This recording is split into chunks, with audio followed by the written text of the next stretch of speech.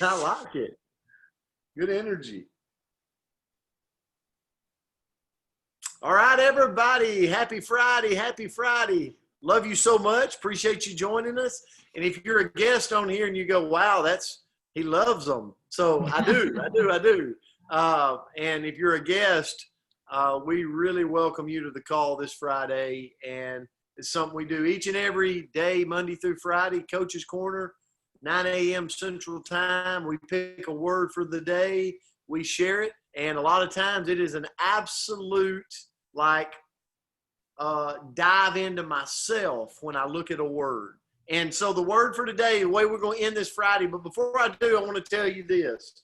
I'll let you know how this goes. And but I've got a great idea. I got a great thought, or a good buddy of mine has actually read this book and said it is absolute gold. And now, I have not read the book, so I cannot attest to that by me reading it, but it's called Conceive, Believe, Achieve. Create a burning desire, master the skills to win, work in faith. So that's the book. I'm going to read it. I'll be probably, if it's great, I'll be giving some copies away. I know I hear it's really, really good. So look forward to reading that. So again, hope everybody's having a great Friday out there. I want to say this, don't want to forget, for everybody that is traveling this weekend, our prayers are with you and safe travel. And for a lot of you, I get to see you this weekend, so I'm excited about that. So, Coach, am I coming in okay? Yeah, sound great. Okay, good deal. So the word for this Friday really came from, and I'm not trying to be dramatic. I'm really not that person. But it really came from my son yesterday, taking him to college. Now, for all of you who don't know, my son's name's Peyton, 18 years old, graduated, signed a football scholarship in Montgomery, Alabama. And we were excited about that. But yesterday was move-in day. So I went down with him and we got the key. First year students got to stay in the dorm, got to go through that whole experience. And so we did that. And, there was times it was a little emotional. I mean, I can remember that little knucklehead running the sideline with me in football and breaking his arm while I'm trying to coach a third-round playoff game. And, I can just come with all these memories. And then yesterday, I'm sitting there, and I walk out of the dorm, and I get into my vehicle to drive off, and there was how many of you had that little hole, that little gut punch kind of in your ribs before when you're driving off from maybe it's your parents, maybe it's it's your spouse, maybe it's your kids. Well, I had that yesterday, and the word discernment came over me. And I told Myra, I said, let's talk about discernment. And so I looked up the word discernment, and it's the ability to judge. One of the definite, the ability to judge. And I got to thinking about that, and I thought, and I'm going to use the analogy for me yesterday with my son, but how many times in life do we go through things and we act on our emotion rather than pause and act on our wisdom or our critical thinking skills?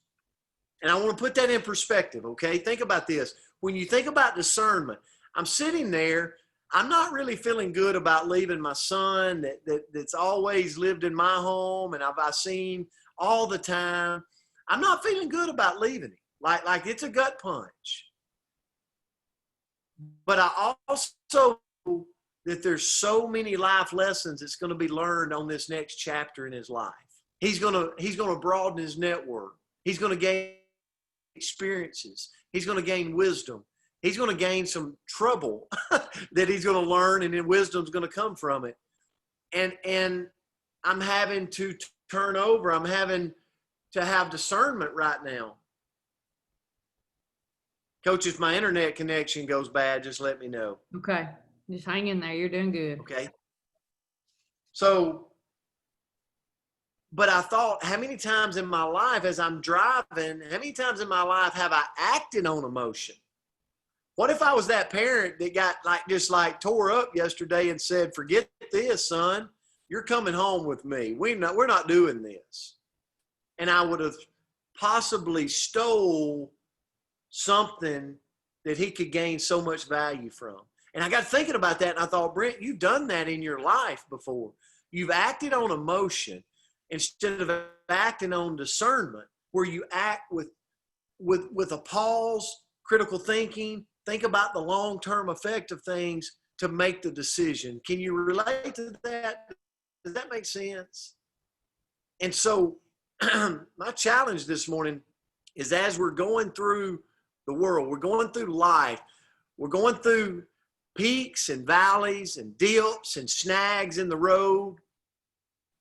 When we're coming up against a point that's a tough decision, like we're battling a little bit, pause and really be careful. I'm not saying emotion's a bad thing, but put emotion to the side and critically think through the possible causes and effects. Because I'll be honest, I'm going to leave you with this. I didn't want to leave him. And just so you know, I got a job. I could kind of hang around there, right? That's the beauty of residual income. But I also have a commitment in Batesville, Arkansas, that I thought, you know what? I got to go. I got to go. So I had to have discernment there and go critically thinking, there's a lot that's going to happen from this event in Batesville, Arkansas, and I need to be there. And so I didn't act on emotion and stay where I would love to have stayed with my 18-year-old son. But I'm headed across 10 hours away to go spend time with people in Batesville, because I know the future is very bright from what's going to come out of that, from the fruits of our labor there. So I know that might be crazy. Sometimes we don't always say we're going to bring you all the most logical things, but the bottom line is it's real life things. And this word for today comes from something that really happened in my life yesterday, and I just wanted to kind of bring it out here on the Coach's Corner this morning. So, Coach, I'll turn it to you. Okay, good stuff there, Coach. I know it's been a tough time for you. That Peyton, he's lucky to have you and Ann as parents, I can tell you right now. This discernment, I don't have a whole lot today, but I hope that it's something that kind of sticks on you really well. Discernment's what enables us to tell the difference between right and wrong. You know, and there are several ways, as I was doing my reading last night and this morning, that talk about how to grow more discerning. So I focused in on 3. The first one is gaining knowledge. You know, and how do we gain knowledge? Well, you study God's word. Do we study the word or rely on others to interpret it for us?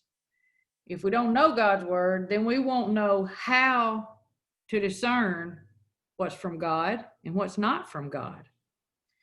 Then you have to apply understanding. And some people are going to laugh at this. Maybe some of you men are going to laugh at this. And I'm sure, Brent, when I sent this to you, you probably thought, what the crap is she talking about? But when we can peaches, it's something that has to be preserved. And how we do that is we prep our supplies and our fruit. It's a long process, but the end result is always we get that good taste of summer, even in the wintertime. That process does. It's the same thing with discernment. You know, we input new information and experiences to learn from, and then apply it to future situations.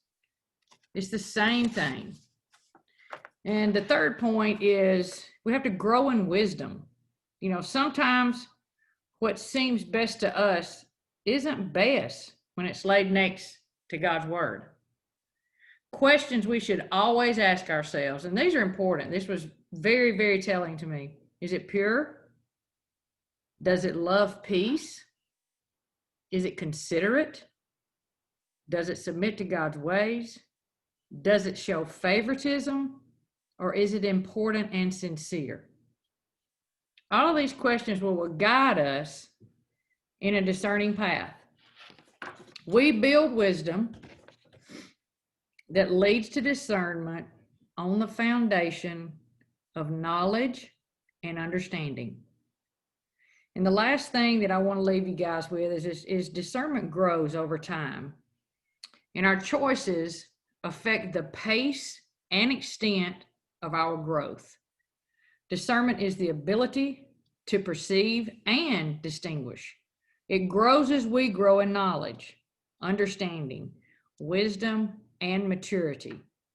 It's our ability to know whether God is leading us in one direction or another.